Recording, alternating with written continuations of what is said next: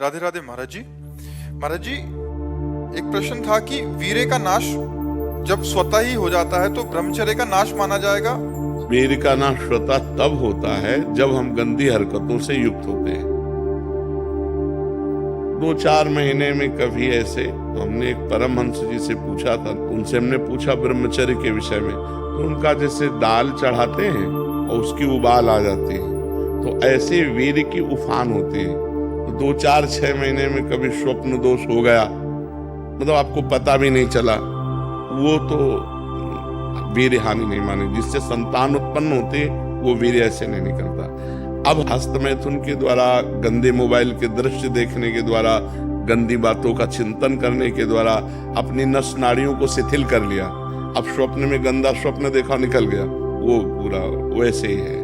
मेरा ये बात था कि जैसे बिना इस क्रिया के या बिना विचार के भी हो या बिना दृश्य देखे, तो पहले से आपने गंदी हरकत की, ऐसा हो ही नहीं। पहले मतलब बहुत साल पहले 1000-2000 वर्ष क्यों, क्या अरे 18-20 के हो गए, 18-20-24 नौजवान बच्चे कह रहे हो पूर्व काल में ऐसा कहे। बच्चा क्या है कि जब ये बहुत गलत प्रक्रिया है, जो अब हमें बार बार गंदी बातें बोलने में मतलब, पर हम इसलिए खुल के बोलते हैं कि हमारे नौजवान भाई इसको समझे।